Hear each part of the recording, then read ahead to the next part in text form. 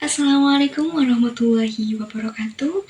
Perkenalkan, nama saya Rara Fatma Angelina dengan NIM 2414140035. Saya dari program studi akuntansi syariah kelas B. Video ini dibuat untuk memenuhi ujian akhir semester dengan mata kuliah metodologi studi Islam yang diempu oleh Ibu Fadiah Adlina. Pernah dengar nama Al-Khawarizmi? Beliau adalah seorang ilmuwan besar dari masa keemasan Islam yang karyanya bahkan memengaruhi hidup kita hingga sekarang. Mari kita selami kisahnya. Nama lengkapnya adalah Muhammad Ibnu Musa Al-Khawarizmi. Beliau lahir sekitar tahun 780 Masehi di Khawarizm, daerah yang kini kita kenal sebagai Khiva di Uzbekistan. Meskipun keluarganya berasal dari Persia, Al-Khawarizmi kecil pindah bersama keluarganya ke selatan Baghdad. Nah, disinilah perjalanan karirnya sebagai matematikawan besar dimulai.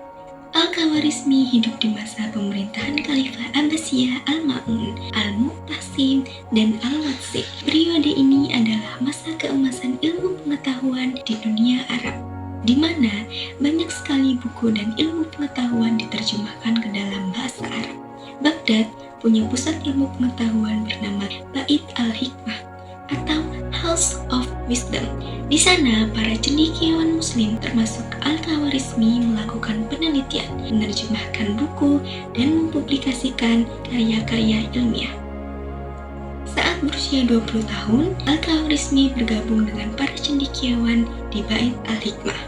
Dia bekerja di sekolah kehormatan yang didirikan oleh Khalifah Al-Ma'mun. Disinilah ia menulis banyak sekali gagasan dan mempublikasikan buku-buku ilmiah di berbagai bidang, mulai dari matematika, astronomi, sejarah, hingga geografi. Beliau juga mempelajari terjemahan literatur Sanskerta dan Yunani. Karya monumental pertama Al-Khawarizmi adalah buku Al-Jabr dengan judul lengkapnya Al-Kitab Al-Mukhtasar fi Hisab Al-Jabr wal Muqabalah. Buku ini sangat istimewa karena menjadi yang pertama menjelaskan cara sistematis untuk menyelesaikan persamaan linear dan kuadrat.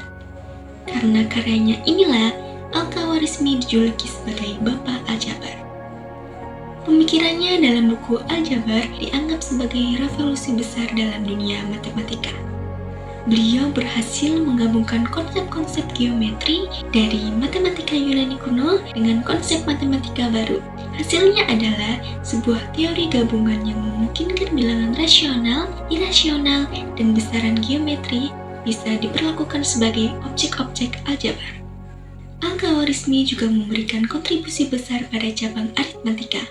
Pemikirannya di bidang ini tertuang dalam karyanya yang berjudul Kitab Al-Jam'ah wal Tafriq Bihisab Al-Hid. Kitab ini adalah buku ilmiah pertama yang ditulis menggunakan sistem bilangan desimal dan dianggap sebagai titik awal keseimbangan ilmu matematika dan sains. Dari buku inilah cikal bakal algoritma muncul. Di Eropa disebut algoritma yang kemudian digunakan untuk menyebutkan konsep algoritma yang kita pakai sekarang, terutama di bidang komputer, sains, dan rekayasa.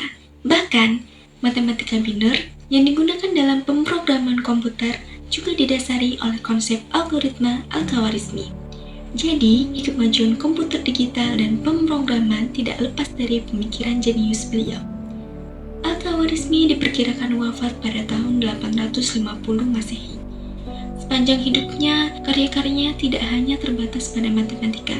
Banyak bidang ilmu pengetahuan lain yang juga terpengaruh oleh pemikirannya. Contohnya di bidang geografi, beliau menyempurnakan peta Ptolemus dalam karyanya yang berjudul Kitab Surat Al-Ard atau Buku Pemandangan Dunia. Buku ini sangat bermanfaat untuk menentukan posisi di berbagai kondisi. Al-Khawarizmi adalah sosok yang luar biasa, seorang ahli matematika, astronomi, astrologi, dan geografi dari Persia.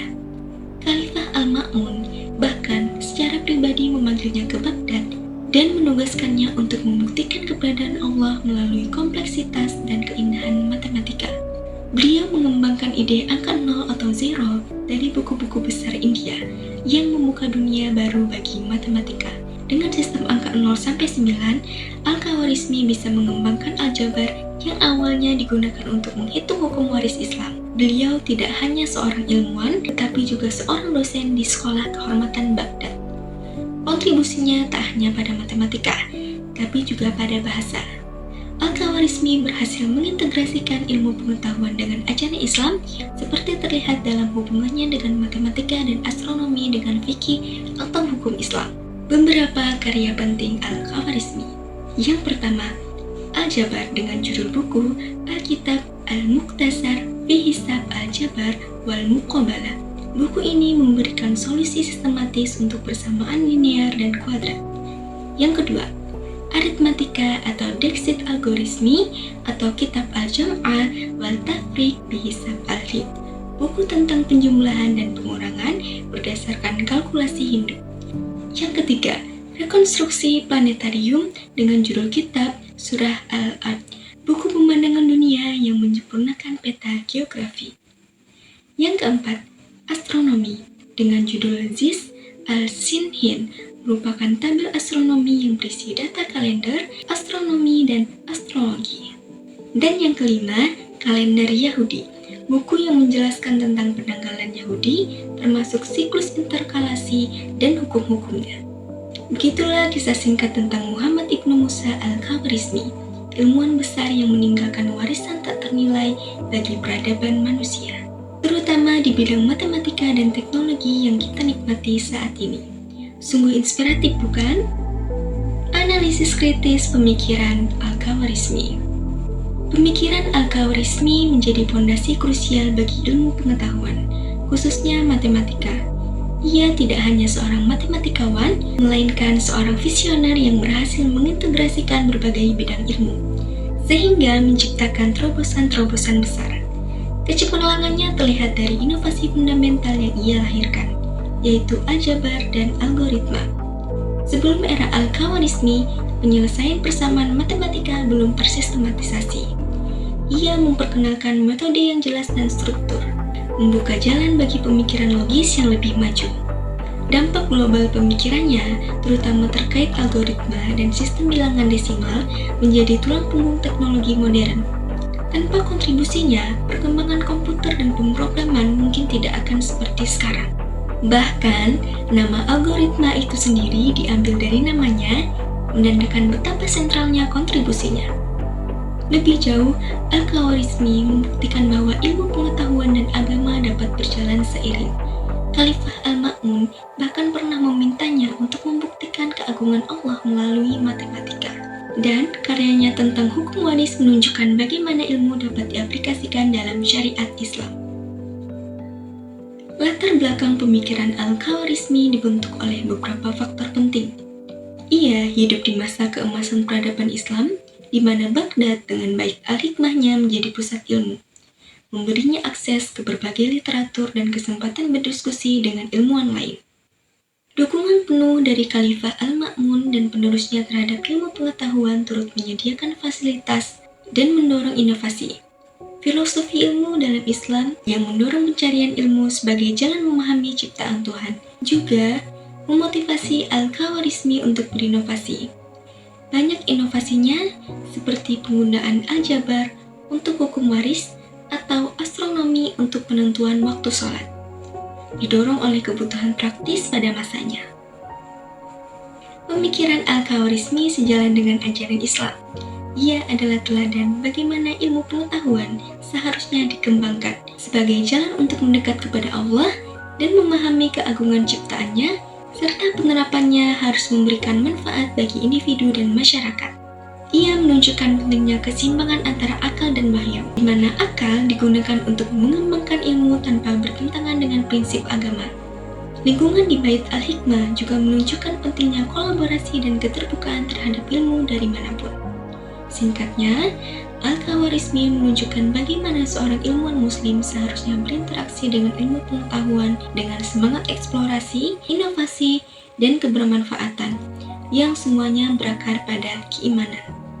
Dari kisah Al-Khawarizmi, kita dapat memetik beberapa pelajaran penting. Pertama, ia mengajarkan kita bahwa ilmu pengetahuan dan agama dapat berjalan beriringan, bahkan saling menguatkan, di mana ilmu bisa menjadi jalan untuk memahami kebesaran Sang Pencipta.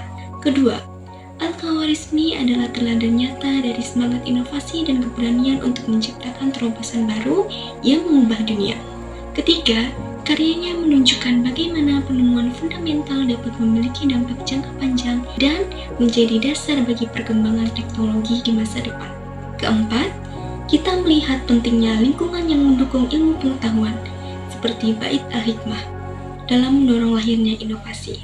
Terakhir, kisah Al-Khawarizmi menekankan pentingnya kolaborasi dan keterbukaan terhadap pengetahuan dari berbagai sumber demi kemajuan ilmu, serta bagaimana ilmu harus selalu diarahkan untuk memberikan manfaat nyata bagi masyarakat.